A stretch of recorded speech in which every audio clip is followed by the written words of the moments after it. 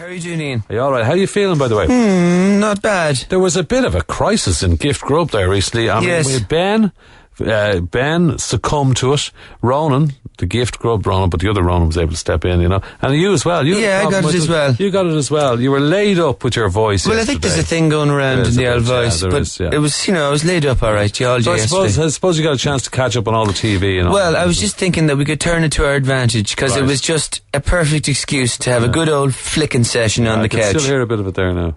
Yeah.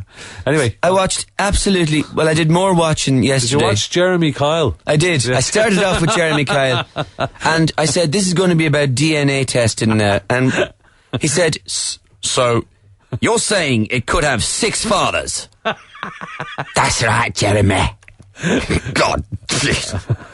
So that's what I started off with. But I watched everything yesterday, from America's Hardest Prisons, which you really have to get into, Ian. America's Hardest Prisons, right? Okay. It's just lads with tattoos beating the pulp out of each other. It's flipping brilliant. Is it kind of a deterrent for other people to watch it and say, well, I wouldn't want to go near a prison if I saw this, because it'd be worse in prison than anywhere else. But what channel is that on?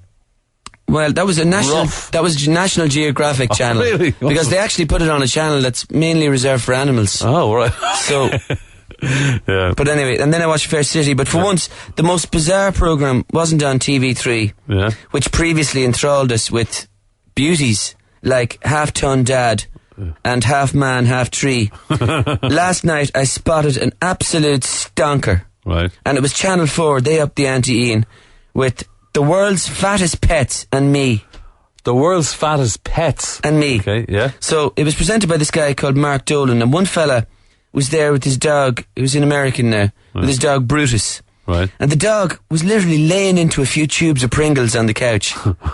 The dog was? The dog was. Okay, right. And your man was proud as punch of him. Yeah. He's just there. Brutus is so fat, he can't even scratch his butt. Oh, God.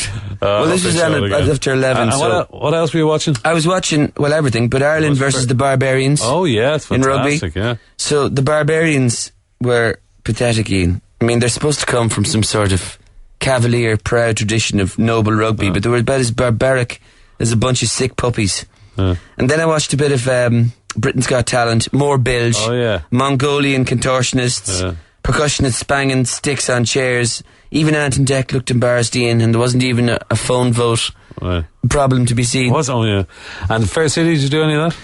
Yes, I watched that, and as so often happens, I find myself drifting, relentlessly towards Fair City as the night wears on. You say, I'm not going to do it tonight, I'm not going to do it tonight, and then you just see the Lewis line coming over the tracks, and you just go for it. And they have this character in it a lot now called Seamus McAleer, and I think he's meant to be the Bernard McNamara of Fair City, Ian. Oh, he's the property developer. Well, he just develops everything he sees. Okay. And he's handy to have in a soap, because he can just buy anything at any moment as well. McAleer's going to buy McCoy's. Did you hear McAleer's buying the salon? The other day, Barry, who used to be a teacher, then an alcoholic, and now a newspaper editor, walks into McCoy's. Mr. McAleer? Barry? I was meant to meet the owner of the Northside Post here. You're looking at him, because he has a voice which doesn't take no for an answer, and where the weak get crushed, knocked down, and later developed.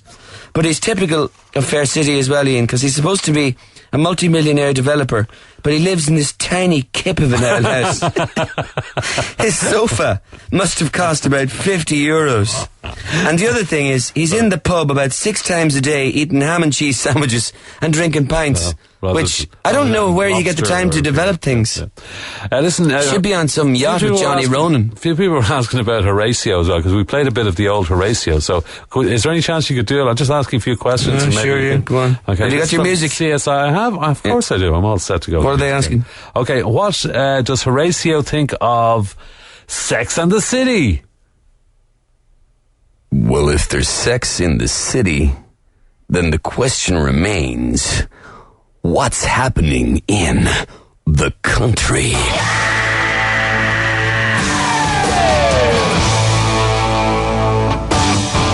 I like it. One down. Okay, how is Horatio going to vote in the Lisbon Treaty? Okay. Well, if I vote yes, the question remains, you what?